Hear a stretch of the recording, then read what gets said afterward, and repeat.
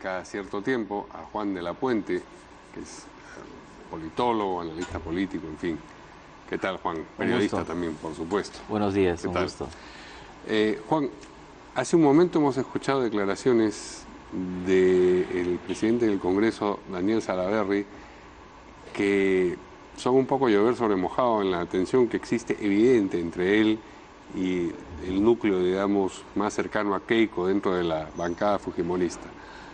Ha sugerido que quizás el fiscal Chávarri, fiscal de la Nación, debiera reconsiderar su posición, y le ha llamado la atención a quien encabeza la subcomisión de acusaciones constitucionales, el congresista Segura, que precisamente es quien está dándole largonas a la revisión de las denuncias que tiene pendientes todavía Chávarri en el Congreso, y que ayer dijo: sí, mientras más me fastidian, más terco me voy a poner.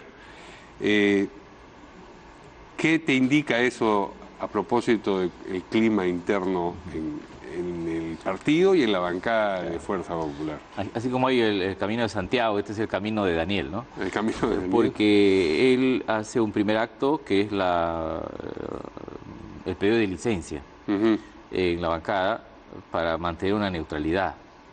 Y la verdad es que este es un segundo paso, porque deja esta neutralidad a la que se había referido para, en el fondo, alinearse con el punto de vista de la opinión pública en estos temas y, digamos, colocarse más cerca de lo que hoy es la oposición parlamentaria, que precisamente... Ayer lo aplaudieron cuando sí, le dijo que podía seguir gritando a Rosa Bartra, ¿no? Entonces yo diría que es un pasito más, ¿no?, en este camino que emprendió, y más que un alineamiento con el gobierno o una distancia de su bancada, ambas cosas lo son. Yo creo que es un alineamiento con el temperamento de la opinión pública, pero sobre todo con la demanda que hoy día tiene la oposición parlamentaria, que sigue siendo una oposición minoritaria, pero que más allá de los números produce efectos sustantivos, como por ejemplo la desclasificación o el levantamiento del secreto. Habría que ver el término preciso del informe de la Comisión Lavajato, pero en segundo lugar, no poner el caso Chávarri en un, digamos, callejón sin salida, en el sentido que o apruebas la acusación o se produce un entrampe en el Congreso. Pero es inexplicable una conducta así de Salaverry sin que existiera un síntoma, digamos, coincidente dentro de la bancada, más allá de Reati, más allá de Petrosi o de Paloma Noceda, para hablar de los precursores. Es decir, hay aparentemente más congresistas que están en ese temperamento, sí, y dentro de Fuerza Popular. Sí, y probablemente no solo en una actitud individual, podría ser en algún momento colectiva. Esto pasó el año ya 2000, cuando implosiona el fujimorismo, luego de que Fujimori decide convocar elecciones adelantadas. Entonces se arman grupos que se expresan ya más o menos de manera orgánica. De hecho, la elección de Valentín Paniagua el año 2000 no se hubiese entendido sin el respaldo de una de estas facciones. Entonces, pero además yo creo que se explica lo que está pasando en el Congreso como un resultado evidente de la pérdida del incentivo más importante que tenía esta bancada. La reelección. Que era la reelección, y luego la posibilidad de que Keiko Fujimori sea elegida presidente el año 2021. Entonces el consenso interno construido alrededor de Keiko Fujimori se ha deteriorado notablemente. O sea, no solo estamos frente a la pérdida del capital político de Fuerza Popular como partido, sino al hundimiento del liderazgo, ¿no? De modo que el incentivo para mantenerse unidos se relativiza como nave de arrastre. No resulta muy atractivo. No, y además porque ella, al retroceder, al dar un paso atrás y empoderar a un grupo para la reconstrucción del partido, que es el grupo liderado por Miguel Torres, al mismo tiempo empodera a otro grupo, ¿no?, para la vocería de la bancada. Probablemente no se advierta ahora con mucha precisión, pero es evidente que se están abriendo ahí dos líneas ligeramente. El día de ayer, por ejemplo, el presidente del Congreso, el secretario general del partido le envía una carta instando al diálogo al presidente. Sí. Y horas más tarde, el vocero de la bancada, el almirante Tubino, hace un conjunto de apreciaciones que daría la impresión que el manejo del discurso del diálogo es para afuera, no tanto es para adentro. ¿No? Y entonces, mi impresión es que en el camino se van a advertir estas diferencias entre bancada y partido, no necesariamente contradictorias. Porque las dos son líneas duras, ¿eh? Son líneas duras, pero digamos, el empoderamiento que hace Keiko Fujimori al presidente al presidente o al secretario general del partido es para tramitar un diálogo con el Ejecutivo. Claro, en ese contexto la pregunta es, ¿y va a haber diálogo al interior del Parlamento o no? Entonces es curioso porque mientras se plantea diálogo al interior con el Ejecutivo, el conjunto de prácticas polémicas al interior del Parlamento han continuado, pero no solo han continuado ya en relación a la oposición, con este asunto de la postergación de la reunión de la Subcomisión de Acusaciones Constitucionales, sino también al interior del propio fujimorismo. La impresión que daba ayer, y ya, digamos, no solo Salaverry diciéndole a Rosa Bartra, usted puede seguir gritando toda la mañana, sino Rosa Bartra que seguía gritando, es la de que por lo menos hasta ese momento la señora Bartra y a quien ella representa no se habían dado cuenta de su real situación en el Congreso, dentro del fujimorismo y en la política nacional. Es decir, fue una escenificación de una distancia de la realidad bastante dramática, ¿o no? Es cierto, porque además en el Congreso había una clara mayoría numérica, pero también había una mayoría política, porque el fujimorismo manejaba el conjunto de la agenda. Hoy día hay una mayoría numérica, y yo no estoy seguro que ya haya una mayoría política. Es más, diría que la mayoría política se ha resquebrajado notablemente. Y las expresiones de Salaverry y de otros parlamentarios fujimoristas dan la impresión pues de que se está construyendo una mayoría política distinta.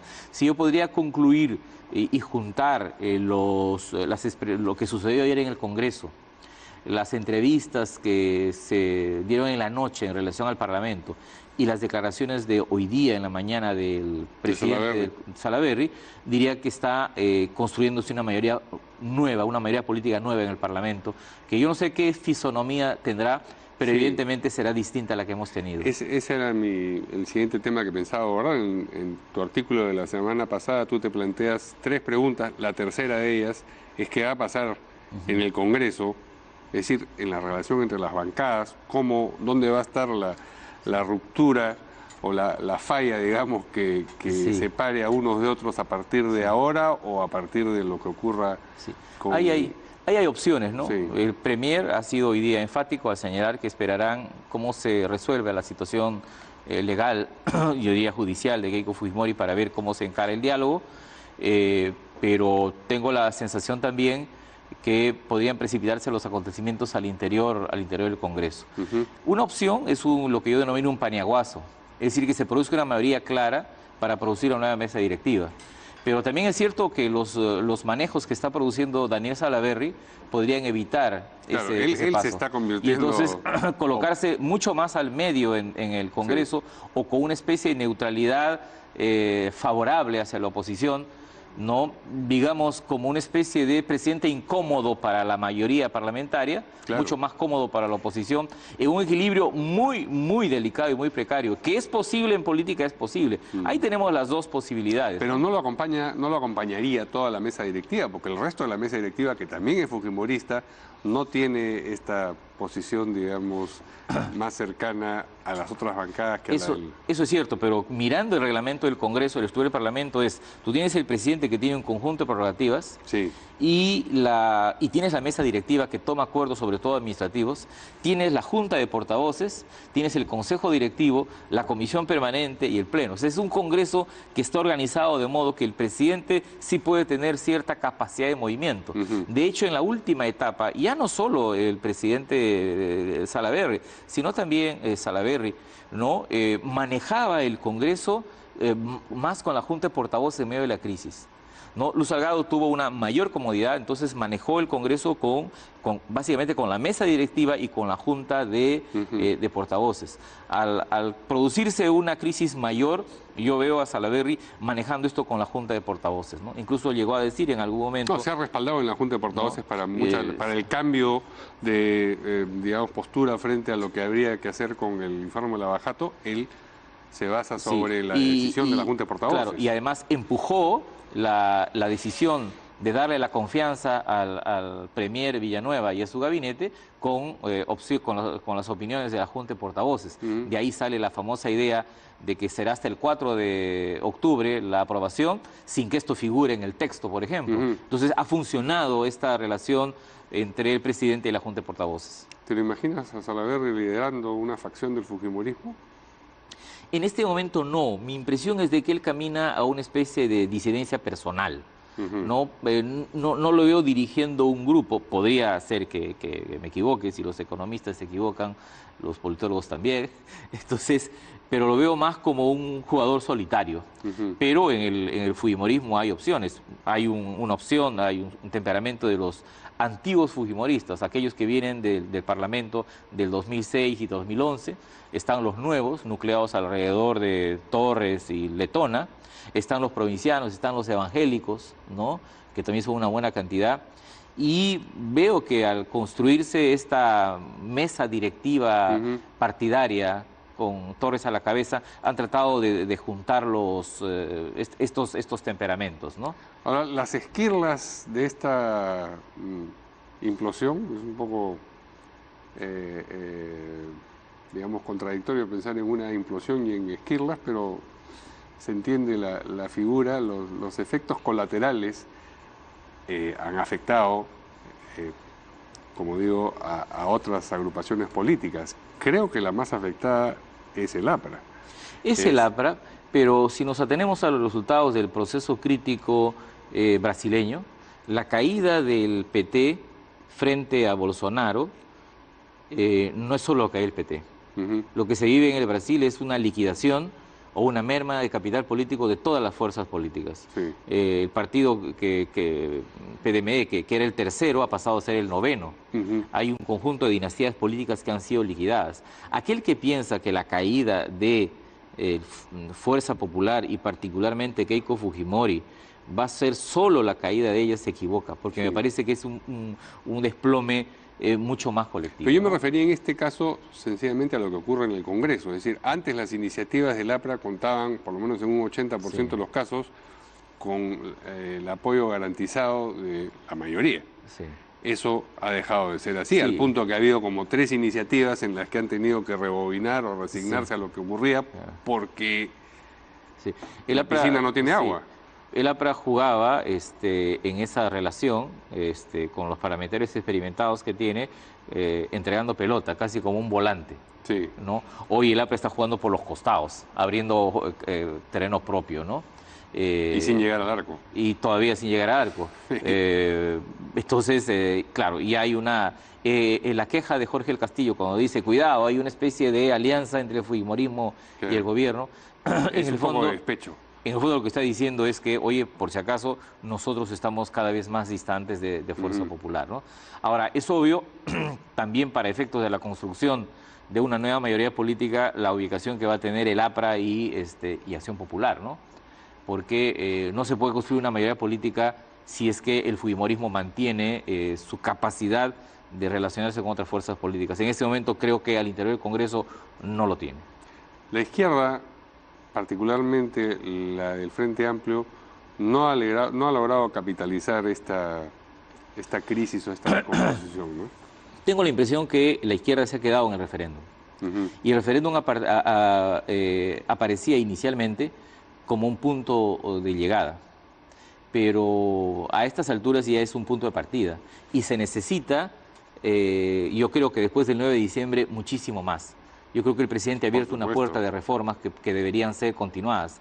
Y si la izquierda plantea un segundo tramo de la reforma, en realidad recuperaría un protagonismo que en los últimos días lo veo bien resentido. A mí me parece que hay 2 fuerzas que tienen claras la perspectiva. Uno es Alianza para el Progreso, que sabe que si hubiese un adelanto de elecciones tendría una mejor representación, adelanto de elecciones parlamentarias me refiero, y en segundo lugar el APRA, que sabe que su primer objetivo es la defensa de García y la segunda es que si hubiesen elecciones no tendrían menos parlamentarios los que tienen ahora.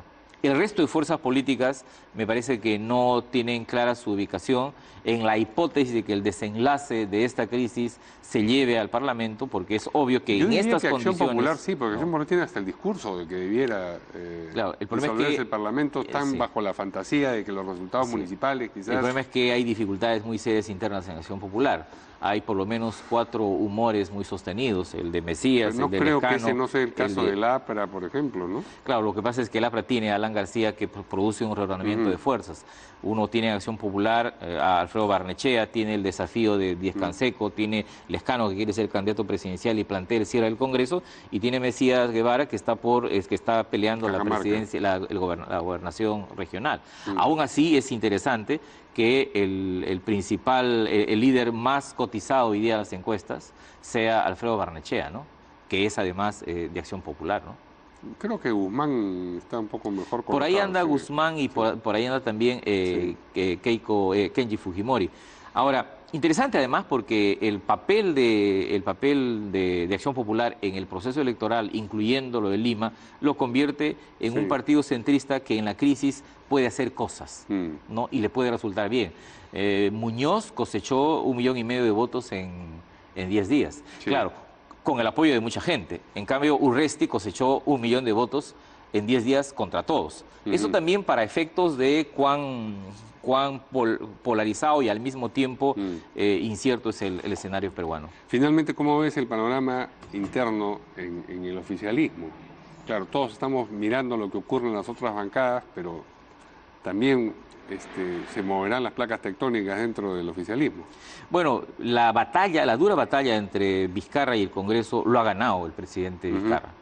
Y la caída del Congreso y los apuros y la crisis en el fujimorismo, esto lo demuestra. Pero yo creo que Vizcarra necesita un segundo posicionamiento. Y tengo la impresión que ese segundo posicionamiento es después del 9 de... Y eso obviamente implica diálogo, pero no un diálogo como armisticio con el fujimorismo, sino un diálogo para transitar a una segunda etapa de reformas que el país quiere, necesita, ¿no? Muy bien, muchas gracias a Juan de la Puente por esta conversación. Ya nos vemos mañana aquí en De 6 a 9.